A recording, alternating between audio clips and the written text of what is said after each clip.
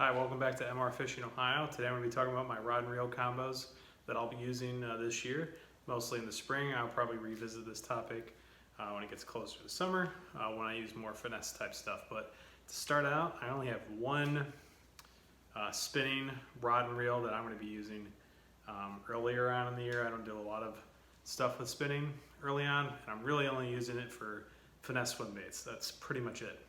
So this combo right here, I have a Ardent C-Force spinning reel. It's their most expensive spinning reel, but nothing that they have spinning wise is really going to break the budget. Everything they have is under $100 for spinning reels, so they have great prices, and I really like them. For quality wise, I have caught some really big fish on their spinning gear. I caught a huge redfish down in Florida on it last year, so I'm really pleased with it. And then the rod is brand new. You can't actually even buy this rod yet. I just joined Witch Doctor Tackle's pro staff. I make a lot of custom rods, and this one in particular is a 7-foot medium, which is what I use for the most part when it comes to spinning. I like a medium action, and this one is actually called the Medicine Man rod. It's one that is not on his website yet, but will be, and I'm tested it out, and I'm really excited to use it. One thing about all these Witch Doctor rods that I'm going to be showing today is they have this at the end versus kind of a more cylinder at the bottom of a lot of rods. This is for, it goes under your arm, and it's a lot more comfortable, that foam, and it's not going to get into your ribs as much as some of the other rods do. So I like rods that have that at the bottom in particular, so that's a really nice feature. It's got a longer back end to it than a lot of other spinning reel rods will have, so I'm interested to see how that works out, but really excited to use this rod. Wasn't even expecting to get it, but really excited to use it. Now the next thing I have up are all my bait casting gear. So I have 5 bait casting combos that I'll be using this year early on, and I have 2 others that I'll use later in the year when it gets time for more top water presentations and frogging in specific. But this first one I have here, so this is the Apex Elite from Ardent. I've talked about it many times. 6-year ratio reel, and I have it paired up with a Sermon 50G. This one's a medium heavy, it's 610. It's a moderate fast action, so it's great for a lot of moving style baits. I have on it right now, this is a bladed jig, swim jig combo. This is from Venom Lures. It's kind of an interesting concept. I'm excited to try it out just because I like swim jigs and I like bladed jigs, so it seems like it'll be a good combo to catch some fish on. But I'm primarily going to be using this setup for swim jigs. This is not really going to be my chatterbait or bladed jig rod combo, mostly because this reel I got braid on, and I don't really throw chatterbaits on braid very much. I prefer to throw jigs and stuff like that on braid. So that's what this one's going to be for. Now, next rod and reel combo, this is from Witch Doctor Tackle. The rod is the Voodoo series. This is a medium heavy rod, fast action, and this is going to be for jigs. I got a football jig on here right now, but that's going to be the main idea behind this one. I have a 7-gear ratio reel, Apex Grand, one of my favorite reels. I have quite a few of these. Most of my reels are either Grands or Elites. When I want something to move a little faster, I pick the Grand. When I want something that's a bit of a slower presentation, I pick the Elite. And I have a few others, but for the most part, those are the 2 reels I'm using. When you get used to a lower amount of reels, it's helpful because you get used to the different aspects of the reel.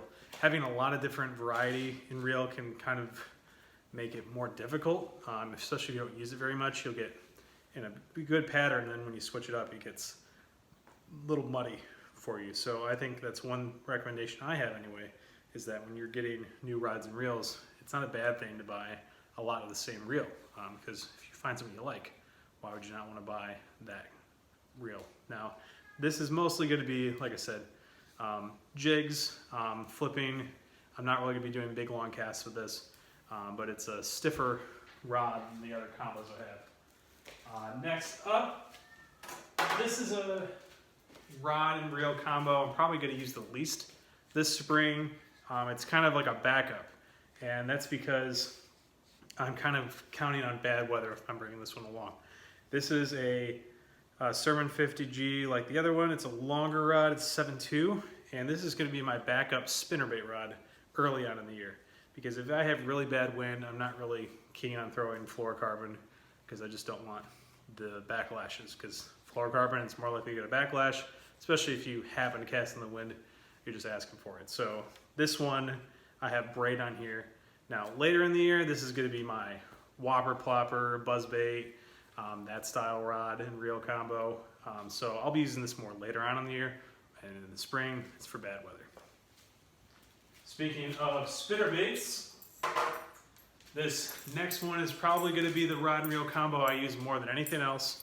So another Apex Grand, and this one is a heavy action rod, which might seem overkill for a spinnerbait, but it's a glass rod, and so it's got a very parabolic bend to it. It's 7.4, which is the length I really like for spinnerbaits. At least I found that out last year. Another Witch Doctor tackle rod, and this one's called the Kahuna. I'm really excited to use this year. I already tested it out a couple times after I got these rods in last week, and I really like how easy it is to cast. It's a big rod. It looks like it'd be really heavy, but I can just flick my wrist and cast a spinnerbait as far as I want. So I'm really excited to use this. It's super comfortable to hold, and it doesn't feel like you're holding as big a rod as it is, and that's something really nice for the kayak. And it has a really large foam end to it, and that'll be really comfortable, especially when it's sitting underneath your armpit area against your ribs, as I said before. So that's going to be really nice. I'm excited to use that one. Now, last up, I have my only returning rod and reel combo from last year. Now, this is another Apex Elite. This is the only one I have mono on of all my combos right now. This is a topwater rod from Ardent that I bought last year when I first joined their pro staff. And it was a fun little combo for me last year. I really like throwing it for particularly lipless crankbaits and then some hard body topwaters, so I'm really familiar with this. This is, like I said, one of the only combos I have returning from last year, as far as almost nothing I used last year will be on my kayak this year, outside of like some really old rod and reel combos I have from just from gifts previously, or like stuff I've inherited. But that's kind of my starting lineup. I got 6 rod and reels I'll be taking out. My kayak, I got 6 places to put rod and reels, so that's the most I really like to take out. And having anything more than that, I feel like I would just be too tempted to switch up too often. My most successful tournaments last year were ones where I was using the same 1 or 2 combos for the most of the day. Because once you figure out what the bite is, changing around a lot can actually be a detriment in certain cases, unless they're hitting anything, then it doesn't matter. But on tougher days, once you find out what they want, switching can make you lose fish. So I would say I'm really excited to use the new rods from Witch Doctor Tackle.